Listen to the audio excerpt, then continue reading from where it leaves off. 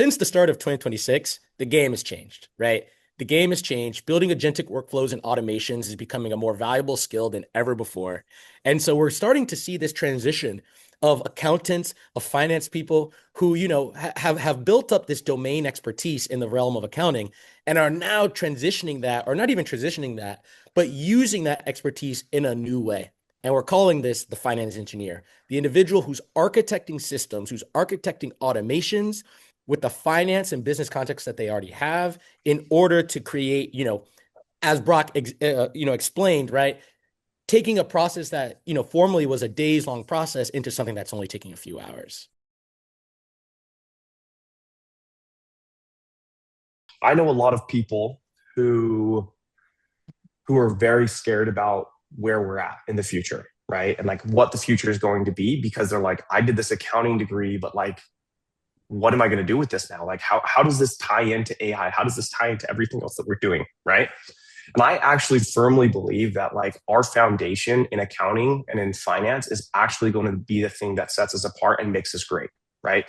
So the people who have actually been in the trenches, the people who have actually been doing the month end close, they know those late hours. They've had to perform manual reconciliations. They've had to do analysis, right?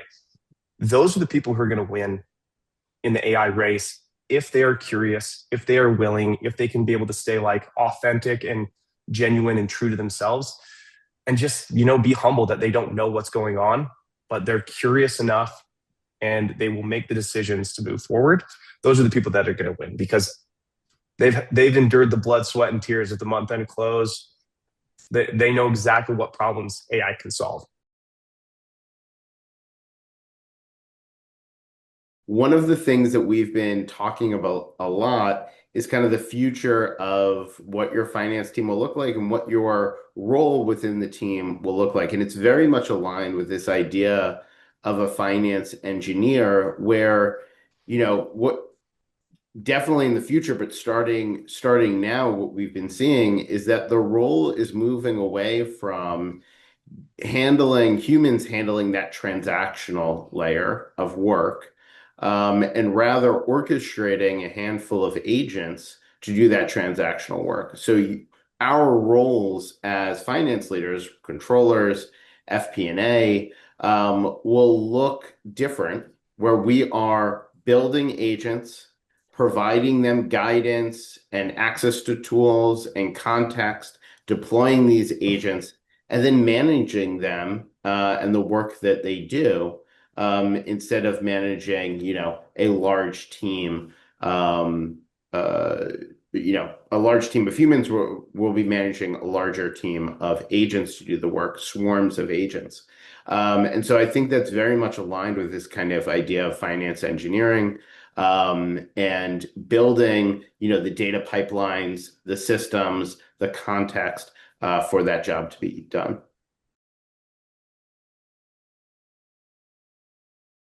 And what's coming next is going to be agent to agent interaction. So in this example, me as the user, I'm using Claude. That is my agent. Claude knows everything about me. And that agent, instead of directly querying the database through an MCP, that agent is going to talk to, let's say, Ramp's agent or Numeric's agent, right? Or Rillet's agent or Notion's agent, whatever tool you're calling upon. That agent knows everything about that tool and that database. My agent knows everything about me and the job that I want to get done.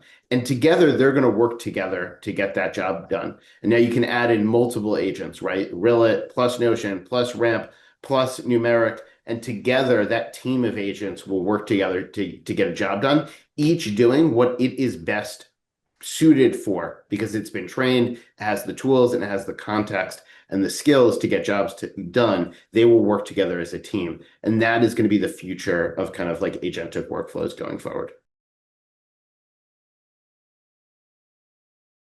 The reality is that, and it's been said before, you need to be like mature enough to say, hey, one of these is something that I can build versus one of these is something that I should buy. Because what we do here at Abridge is that we focus on micro automations that fill in certain gaps between our integrations. But the reality is that we're not software developers. We don't have the expertise like in the accounting team to make sure that we don't have any any security concerns, because one thing is creating a script that runs very nicely in your computer. Another one is very, very different when you put it into production. And I work at a company in which we manage very sensitive information. Uh, I don't want to be the one. I don't want accounting to be the one that causes a data breach that bankrupts the company. So that's what I advise you to think about. Like, okay, why don't I go with the professionals? Why don't I go with the numerics or ramps of the world that not only they're gonna have like very cool agentic workflows, but they also take care of this security piece that it's so important. When we are interviewing people to join Ramp, we're asking people to showcase not just do they know AI, what tools do you use, but literally show it to us, right? Because that is the job going forward, is being able to build agentic workflows to do the job. Not right. It's great that I know US GAAP, but like ChatGPT and Claude knows way more the US GAAP than I will ever know. Knowing how to do accounting or knowing debits and credits is not going to get you a job going forward, but being able to deploy agents that have that knowledge plus the entire knowledge of the internet and US tax code and IFRS is going to be much more valuable going forward. And so, when I talk to college kids that are graduating now and they say, hey, listen, I have this degree, it's great. What can I do in the workforce? I'm advising them like, go prove out that you can build agentic workflows to a prospective employer.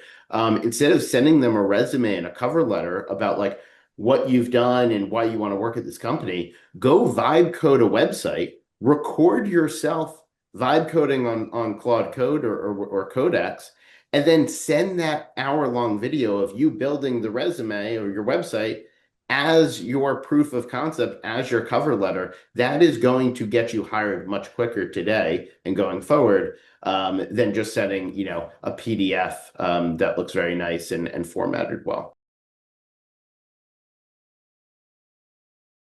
The first time I did it was I wasn't trying to go and build 10 agents that all talk to each other and you pushed a button and it did an end-to-end process and did everything. It was, I had this manual process that took a lot of time. It was just moving data around in Excel files. Like what would it take to like not have to do that? How could I go upstream and just get that data formatted in the right format to start with? And it was just one of those things where it's like this aha moment when it worked. And you're like, oh, well, if I can do that, then I can go and do this and that. And you start to just sort of build on that momentum. You find either sessions like this that you can keep following or other thought leaders, and you just sort of keep an ear to the ground, and eventually you gain more and more confidence. But I feel the same way. Like I feel like I'm always behind. There's always something happening. When Claude updates the app multiple times a day, it's just like, holy smokes, like the amount of code that Anthropic's sitting there shipping is insane, and everyone else is trying to keep up, and they're trying to keep up internally even with their capacity, right? So it's a wild time.